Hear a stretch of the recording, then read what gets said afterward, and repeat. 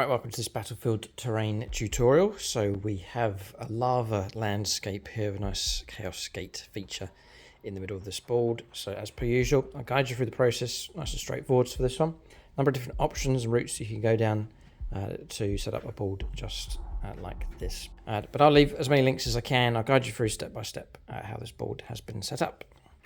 So the first stage is the battle mat. That's going to give you your foundation, your playing surface, and then your foundational colours here. And as you can see with this one, it's a nice kind of ash wasteland lava kind of finish. So you've got blacks and greys in here, and then the orange and yellows of the lava here. So this mat is from GameMat.eu. I think it's called Hell on Earth. As they'll have a lava mat. They've changed the lava mats around a few times, but they'll have a lava mat of some kind available from them. This one is 6x4 in size. You can get it in the 60 by 44 inches for your regular games of 10th edition. I'll leave a link below for the mat. There's also a discount code that you can use for GameMat.eu. Just use the code and that'll give you 11% off your battle mats and across the stores, including all their terrain as well.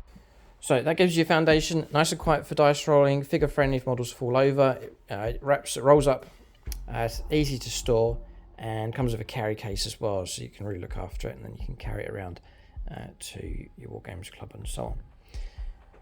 So foundation gives you colours. Now for terrain, there's two options, there's two routes that you can go down. If you're feeling adventurous and you want to create your own terrain, I've got my own terrain that I've built here, my lava land terrain that I've made. I've had it for about a decade on the channel. It's served us well. The other route is pre-painted terrain, and so either of those two options you can go for. One's a bit of work, good fun. The other one, this is how it looks as it comes out of the box. So this is the lava rocks from GameMat.eu. In that set you get this large rocky outcrop, that large one across there. You get two of these large archways, two smaller ones, two medium-sized rocky outcrops, and I've actually stacked three together to make that larger formation across there. I would say to fill out this table you'd need two sets of these to really fill the table out.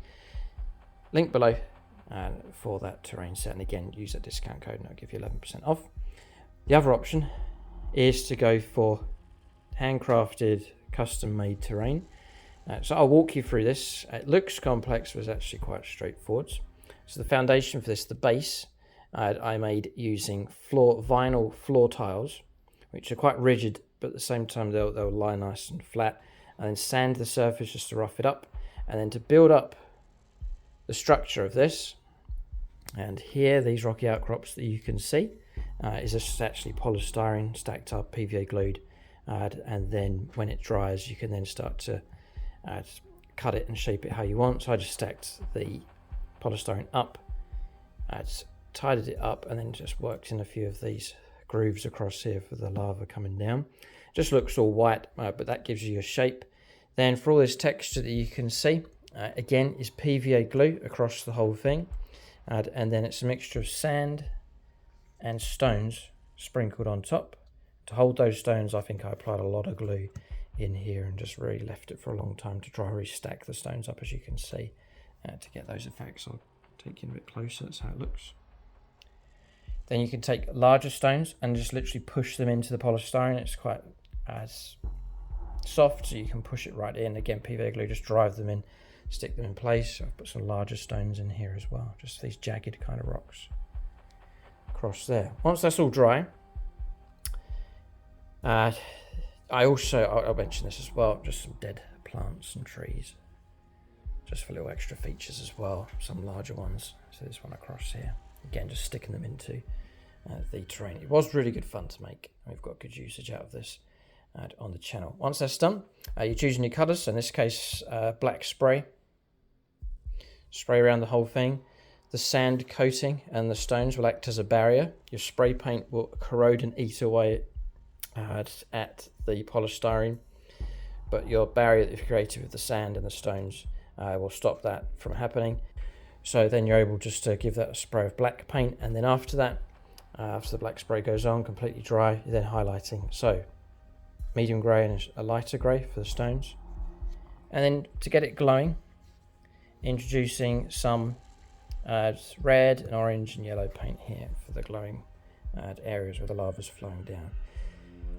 Should have mentioned, for lava effects, this is simply PVA glue poured on top and then just watching it flow down. So that's the way the glue's dried as it's gone down there, and then painted red, orange, yellow, bit of yellow mixed with white for the final finishing touches to give it that bubbling lava kind of finish. Really good fun to do.